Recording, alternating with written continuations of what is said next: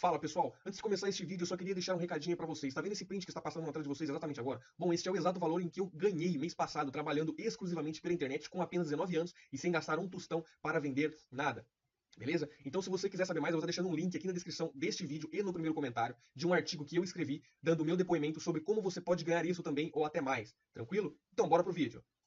Nós estamos aqui no quarto do Hospital Albert Einstein em companhia do deputado Jair Bolsonaro e do deputado Flávio Bolsonaro, candidato ao Senado pelo Rio de Janeiro. Eu agradeço muito ao deputado Bolsonaro, que vai falar pela primeira vez depois do atentado que sofreu sobre um fato sem precedentes na história brasileira.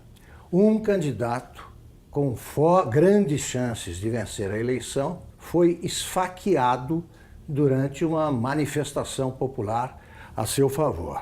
Então eu queria perguntar o seguinte, deputado: um episódio desse tipo, de tal forma dramático, muda a cabeça de qualquer pessoa exposta a esse tipo de violência. No seu caso, o que o senhor acha que mudou? Na cabeça, o que o senhor passou a pensar diferente? Eu entendo que esse atentado sim, que no meu entender foi algo planejado. O senhor acha que foi um atentado político? Político, esse atentado político, na menor dúvida, porque me tirando de combate, você pega os 3, 4 próximos na relação, são muito parecidos. Queria saber o que o senhor sentiu no momento. O senhor comparou um soco no estômago, a sensação. A dor foi exatamente essa, né? A dor. Quando eu levei a pancada, eu pensei que um cara tivesse dado um soco, uma pedrada meio de longe. O senhor não viu o rosto dele? Não, no rosto dele não vi. Eu vi um vulto, não teria condições de dizer a cara dele, não teria condições. Tá. Eu vi que tinha um vulto que se aproximou e deu uma estocada. E quando eu caí, eu falava para o segurança, né?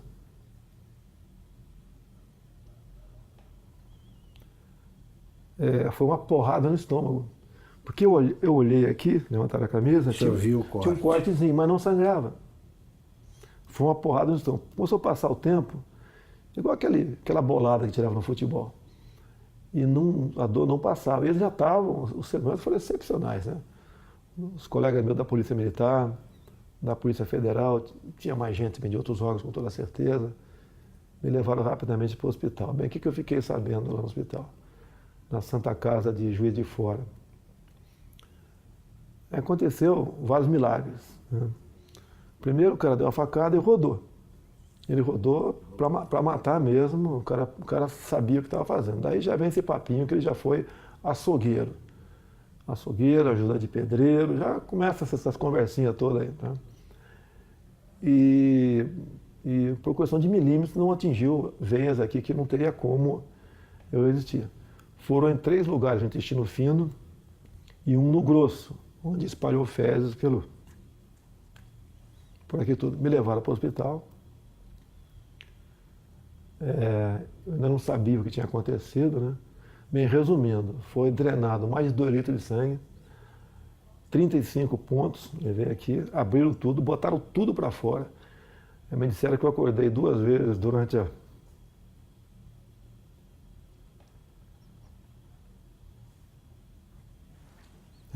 cirurgia, mas eu não estava sentindo dor, nada. E depois fiquei sabendo, quando eu acordei, que não sei se era noite ou madrugada, eu estaria sendo transferido para cá, para Alberto Einstein. O senhor chegou a perder os sentidos lá? Não perdi os sentidos lá. Não perdeu os sentidos? Nem até chegar ao hospital. Era uma dor de uma pancada no estômago insuportável. O senhor teve medo de morrer? Sempre existe esse temor. Digo mais, não é por mim. Em quem o senhor pensou? Em primeiro lugar, na minha filha, de 7 anos de idade. O senhor pensou nela, tem 7 anos. Ela, inclusive, me inspira na política, né? E, logicamente, depois na minha família como um todo. E sempre avisei a minha esposa que, desde o evento até hoje, está do meu lado, aqui em São Paulo, que poderia correr esse risco. O senhor achava que existia essa possibilidade, tá certo? Porque eu estava abusando, né? Se você vê as tomadas de aeroporto, muita coisa poderia acontecer. E eu falava para o pessoal de segurança do meu lado, que essa possibilidade ia se aumentar a partir do momento que a minha popularidade ia crescendo. Porque eu estou crescendo da onde, Augusto? Qual é o tamanho do meu partido? Qual é o nosso fundo partidário? Eu costumo dizer, é verdade, quer ver? Você pontou aqui, tem 10 pessoas, 15 que trabalham comigo, a maioria voluntários. A minha equipe de política, ela é menor que a equipe da Polícia Federal, que por lei está à minha disposição. Deputado, o senhor acha que o autor do atentado, o Adélio Bispo de Oliveira, agiu sozinho? Eu acredito que não. Ele não é tão inteligente assim, não. Né? Que um ato como aquele, a tendência natural é ser linchado. Então ele foi para cumprir a missão, quase que na certeza que não seria. Não seria como? Teria gente ao lado dele. E isso realmente, pelo que eu ouvi dizer, não tenho certeza ainda, a Polícia Civil lá de Juiz de Fora está bem mais avançada que a Polícia Federal. Porque o depoimento que eu vi do delegado da PF que está conduzindo o caso, realmente um depoimento para abafar o caso. Eu lamento o que eu ouvi ele falando, dá a entender até que age em parte como uma defesa do criminoso. Então, isso não pode acontecer. Eu não quero que inventem um responsável, longe disso. Quer que apurem o caso. Eu falar que tal partido, tal não sei o quê, não. Dá para apurar o caso, dá para apurar. Tem uma passagem dele pela Câmara, ou melhor, uma passagem falsa dele pela Câmara no dia 6 de setembro. Quando tu vai na Câmara, ô Augusto, você se identifica, eu estou no anexo 4, no gabinete tal. Ou é fotografado. Tal. É fotografado. Então quem foi que... Isso seria um álibi no futuro, que se não fosse pego ali, não, ele esteve na Câmara. Então, a Câmara dos Deputados, estou também junto ao pessoal do meu gabinete, a Polícia Legislativa trabalha com muita lisura, tenho muita amizade na Polícia Legislativa. A imprensa tem que apurar. A imprensa tem que apurar. Sabe que tem parte da imprensa que tenta acalmar o negócio ali, né? Mas tem que apurar. Porque o que está em jogo é o poder. Eu chegando lá, nós quebraremos o sistema. Não é na ignorância, não. É na lei. É na lei. Deputado, aliás, que tipo de castigo o senhor acha que o seu agressor merece? É uma tentativa de homicídio, né? Tem que ser o que está na lei. No Brasil não existe pena acima de 30 anos. Agora, eu costumo dizer muitas vezes, tentativa de homicídio, ou seja, eu estou vivo por milagre. Por que a pena dele tem que ser abaixo de um homicídio em si? Vamos mudar isso no futuro, se Deus quiser, caso seja presidente. E mais ainda, acabarmos com progressão de pena. E não ficar dando ouvido a entidades de direitos humanos, que o presidiário vive em más condições. Que ele estaria em péssimas condições de ser minha família se eu tivesse morrido. O senhor acha, para evocar argumentos invocados por adversários, que essa pregação do senhor contribuiu para a radicalização que teria levado a esse tipo de ato, de atentado? Como é que o senhor vê esse argumento? Exatamente o contrário. Eu sou vítima daquilo que eu combato. Eu costumo dizer nas minhas máximas, né? Eu prefiro a cadeia cheia de vagabundo do que o cemitério cheio de inocente. Eu tenho projetos em Brasília, muitos deles inspirados na legislação de alguns estados norte-americanos, como, por exemplo, a lei dos 3 crimes. Lá, Augusto, se o elemento comete 3 crimes, não interessa quais sejam, tem estados que começa com 25 anos, inafiançado, não, sem progressão. Eu copiei esse projeto e botei 10 anos, vou lutar para que seja aprovado. Não tem cabimento. Você pega um elemento, às vezes, cometer um crime bárbaro aí você vai na ficha criminal dele, tem 50 passagens pela polícia. O cara cometeu 3 crimes, 10 anos sem progressão. Saiu, fez de novo, passa para 20. O ser humano só respeita o que ele teme. Se cometer crime, a punição é quase inexistente, é um estímulo para você ser criminoso. Um exemplo que eu tenho falado muito é de uma deputada federal, uma japonesinha aqui de São Paulo. Ela teve uns 15 anos atrás o filho de 8 anos sequestrado e executado em cativeiro. Já imaginou alguém matando uma criança de 8 anos de idade em cativeiro? Você é pai, você é mãe, imagine uma situação dessa. O elemento foi pego logo depois. Era um ex-funcionário dela. Foi condenado à pena máxima, mas depois de 6 anos foi para o semiaberto. Eu estou vendo que o senhor está entusiasmado com o programa de governo, aí, mas eu quero ainda resgatar esse fato. Eu posso dar, só para dar uma claro. Eu quero dar um depoimento aqui do sofrimento, da angústia nossa quando aconteceu. Eu ia te perguntar como é que foi vista a coisa do outro lado ali. Meu irmão Carlos, ao lado e do outro lado. Meu irmão Carlos está acompanhando meu pai direto nessa agenda, dando suporte para ele, pô, importantíssimo, né? E eu fiquei sabendo por um jornalista. Eu estava saindo da sessão na LERJ, me ligou, seu pai está bem? Eu fiquei sabendo que tentaram dar uma facada nele lá em Juiz de Fora. Você estava onde? Eu estava na LERJ. Aí quando ele percebeu que eu não sabia o que tinha acontecido, ele falou assim para mim, pode ficar tranquilo que, pelo que eu sei, não foi nada grave não. Foi um sentimento que eu não tinha sentido antes. Eu subi, fui no gabinete de um deputado, que eu estava indo para conversar com ele, um deputado evangélico. Rapaz, quando eu cheguei lá, tinha uns 15 pastores no gabinete dele. E eu não sei porque eu sabia, me deu uma vontade, eu comecei a chorar muito, explicando o que tinha acontecido, sem saber o que tinha acontecido, né? E aí, você não sabia? Não sabia, mas eu chorava com medo do que pudesse acontecer, mas tinha certeza que não ia acontecer o pior. Pressentiu? Tinha certeza que não ia acontecer o pior. Mas pressentiu que podia ser fez aquela oração, todo mundo ali, pela saúde dele. Eu entrei no carro, foram as horas mais longas da minha vida no trânsito, que era a véspera de feriado. E aí eu sabia assim, meu irmão tá lá com ele, tá bem cuidado, tá num bom hospital. E aí, mas eu fui me acalmando no caminho, né? Aí quando eu cheguei lá, que os médicos me explicaram o que era, é que eu falei assim, cara, foi milagre, esse cara não sabe o que aconteceu, ele estava acordando meio grogue. Você achou que seu pai poderia morrer? Eu em momento algum achei que ele fosse morrer, em momento não. Algum. Eu tinha uma paz dentro de mim que isso não ia acontecer. Mas quando eu vi o que tinha acontecido, a gravidade, o que os médicos me contaram, e meu irmão me deu uma noção do que tinha acontecido também. E aí olha só o que esse cara me falou. Ele chamou perto, ele não tinha muita força para falar na hora. E aí ele me chamou pertinho da boca dele assim, né? Encostei o ouvido nele. Não foi com essas palavras, foi assim, se deram mal, tô vivo.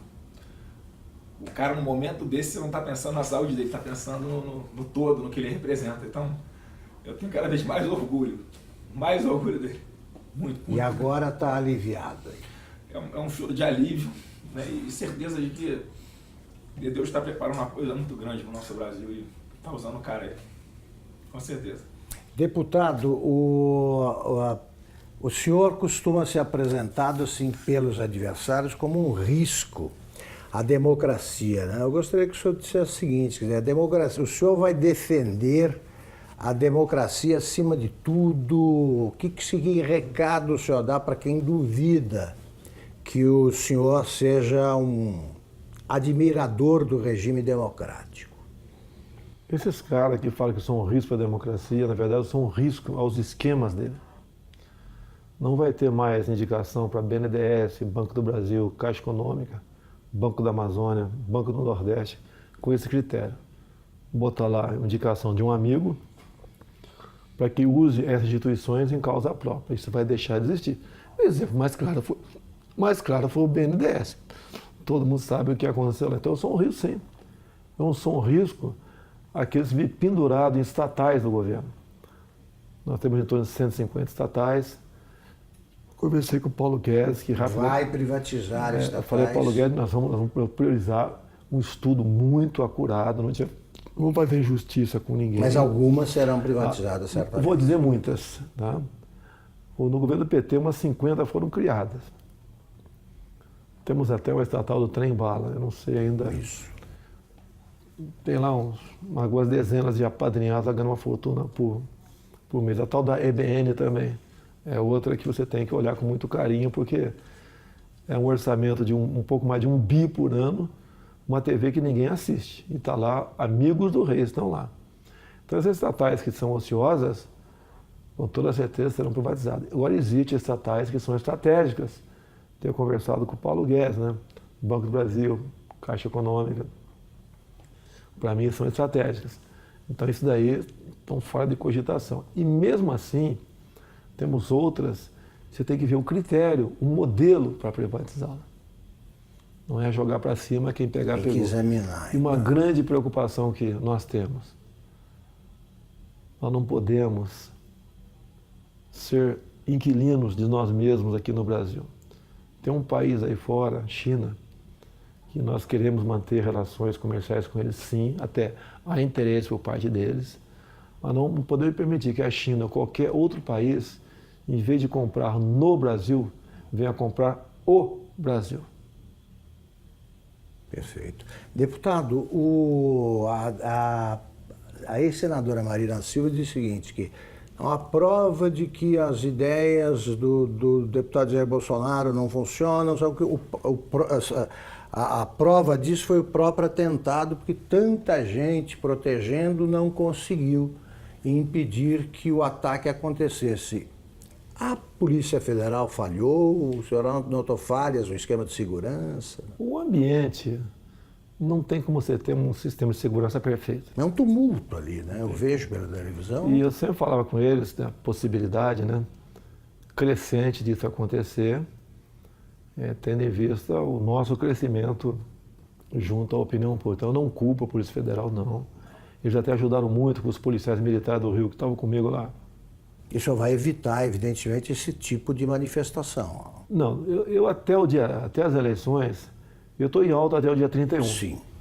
E a recomendação, eu não posso sair de casa. Se eu levar um esbarrão na rua com a situação que eu estou aqui, pode botar tudo a perder. Então eu não posso ir para a rua, realmente. Eu peço a compreensão dos amigos.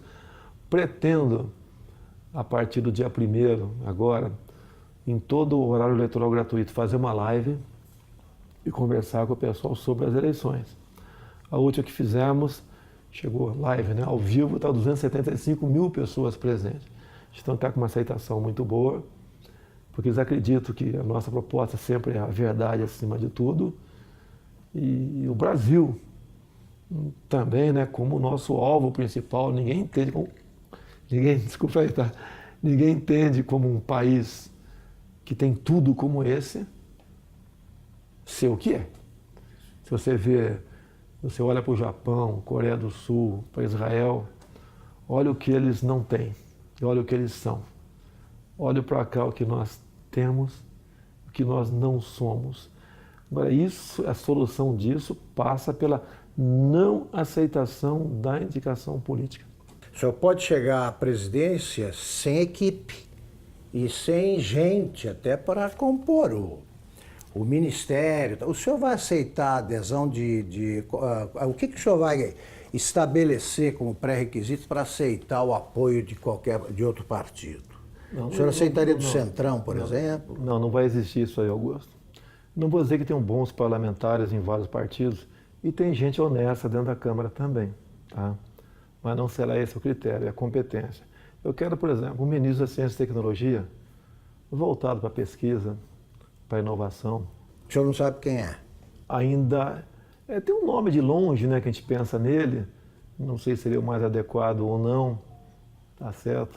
Mas é um pouco inexperiente ainda, o nosso querido coronel da Aeronáutica, Marcos Pontes, um astronauta. Sim. Poderia ser uma pessoa para lá ou para compor o ministério, ou para compor. Então o ministério é importantíssimo. O que faz o jovem sair do Brasil? Falta de oportunidade aqui. Então você não pode ter uma pessoa nesse ministério. O senhor vai nomear por critérios, pelo critério da competência, é isso? Olha só, quando eu juntei 120 parlamentares, e vai aumentar esse número, que o meu partido, eu acho que vai fazer uns 30 deputados. Estou acreditando, um número modesto.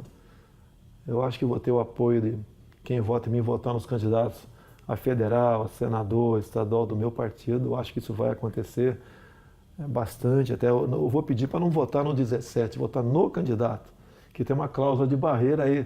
São Paulo, por exemplo.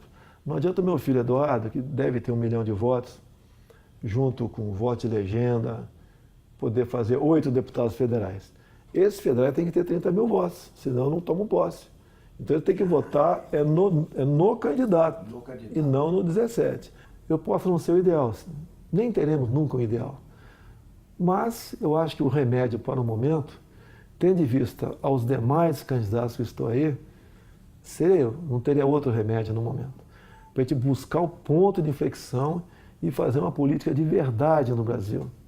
E essa maneira de não aceitar indicações políticas, como tenho conversado com parlamentares, é uma maneira de resgatar, buscar o resgate da credibilidade do deputado. O senhor não vai aceitar?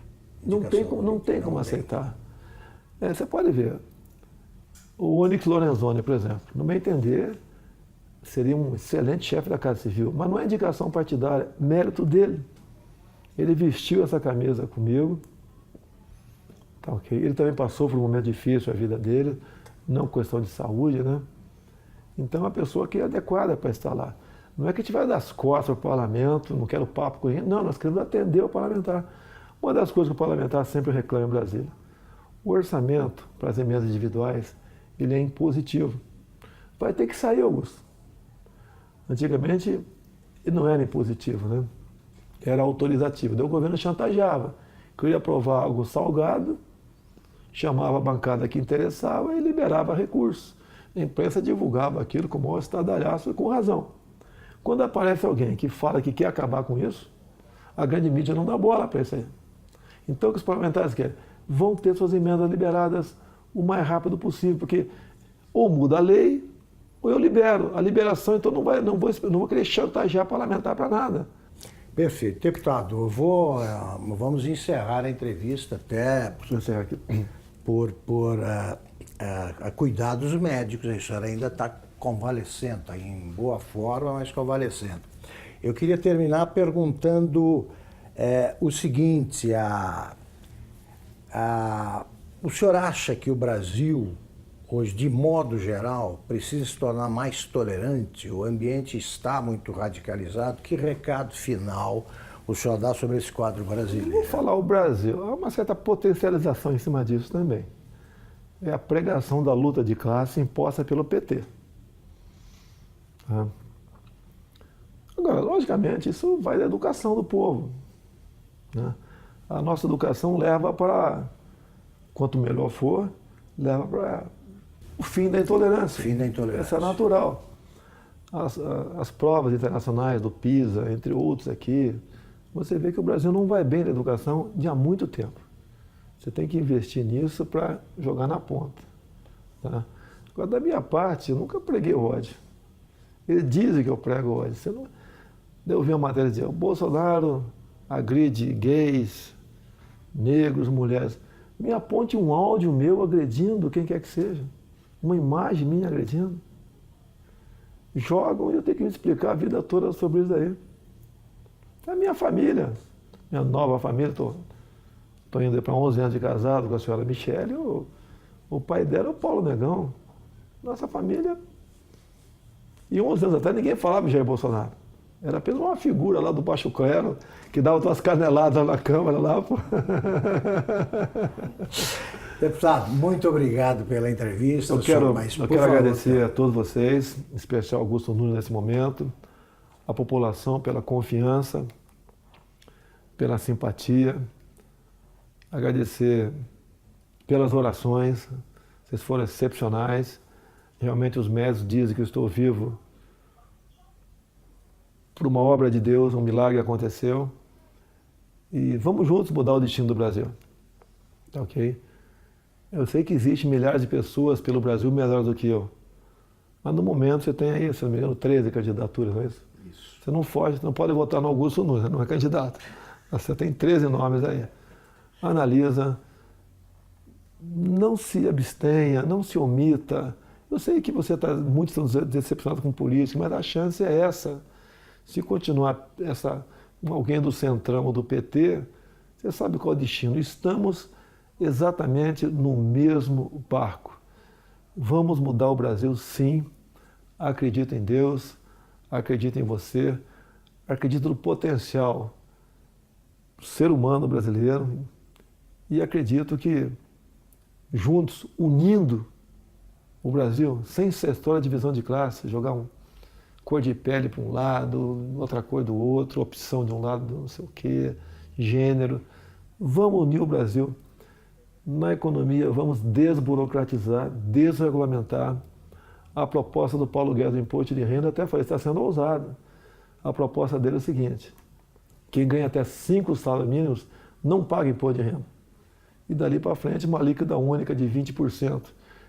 A União perderia a arrecadação, sim, mas o gás que você daria para as empresas, para os comerciantes, produtores rurais, para empregar gente, desonerando a folha de pagamento, compensa muito. A Inglaterra fez um plano semelhante há 20 e poucos anos atrás.